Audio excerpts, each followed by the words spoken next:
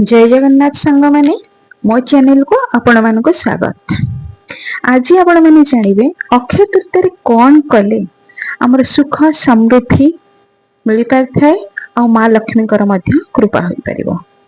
तो video to जानिया में पूरा पूरी देखंतु आ मो चैनल को नुआ करके देखुतिले सब्सक्राइब करिवे, लाइक करिवे, शेयर करिवे। तो चलंतु हम जानिबा अक्षय तृतीया कोन आरो पौराणिक महात्मा कौन रही कौन आम करवा उचित। ए दिन पवित्र अक्षय तृतीया आमर वैशाख मास शुक्ल पक्ष तृतीया तिथि पड़ी था। यह हूँ अनुकूलर महापर्व। यही दिन को अति पवित्र धराए। ए वर्ष 2025 मसीह आमर एप्रिल 30 तारिख बुधवार दिन अक्षय तृतीया पड़ुछि। अक्षय तृतीया दिन रे आपण जहाँ भी किसी शुभ कार्य करा जाए ताहा अक्षय होता है। से तो विवाह व्रत घर प्रतिष्ठा आपण जतक धर्म कार्य दान धर्म तो यही दिन करा जाए। से तो किसी क्षय अक्षय आमर रही है से सब करा जाए। पौराणिक कथा अनुसार आमर यही दिन भगवान परशुराम का अवतार होइतिला। आहुरी मध्य भगवान कृष्ण पांडव मान को एक पात्र देइथिले जहा कि जो पात्र द्वारा केभेले भी अन्न सरू नथिला, भोजन केतेबेले भी सरू नथिला। एही दिन त्रेता युगर भी आमर आरंभ होइतिला। जगन्नाथ संस्कृति रे आमर अक्षय तृतीयार बहुत बड़ विशेषत्व रही। आहुरी मध्य आम ओडिशा रे अक्षय तृतीया दिन चाषी भाई सहित अति अंगांगी भाव जड़ित। यह अक्षय तृतीया यही अक्षय तृतीया दिन चाषी भाई तार हल लंगल को पूजा करे, घरे झोटी चिता चंदन धूप देकी पूजा करी अक्षी मुठी अनुकूल हुए। आ से अक्षी मुठी को नहीं चाषी भाई तार बिलरे बुणी थाए और प्रार्थना करी थाए भगवान को जे वर्ष सारा आमर फसल भल हवा पाई।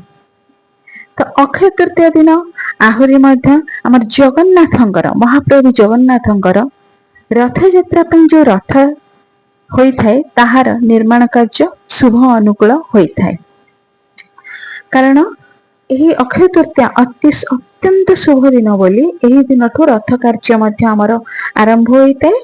सेवक माने आमर रथ कार्य निर्माणकारी सेवक माने यही रथ को आरंभ करिथांती।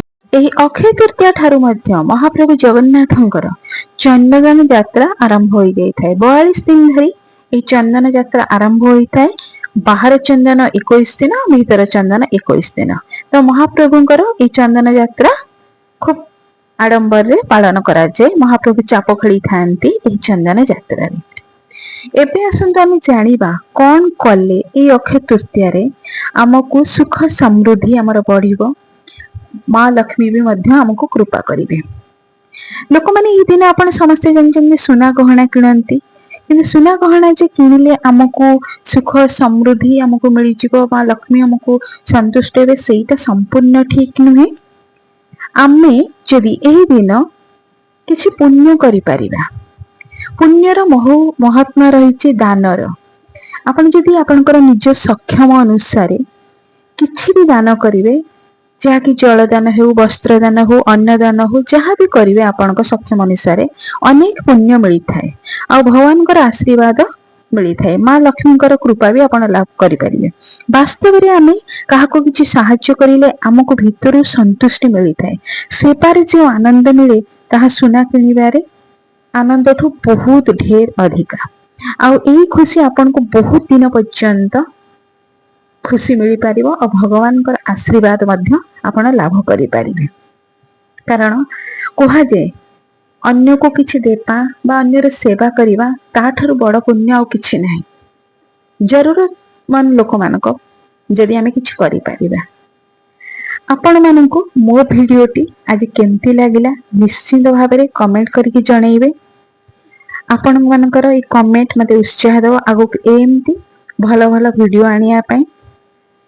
निश्चित भाव में लाइक करेंगे, कमेंट करेंगे और शेयर करेंगे। जय जगन्नाथ।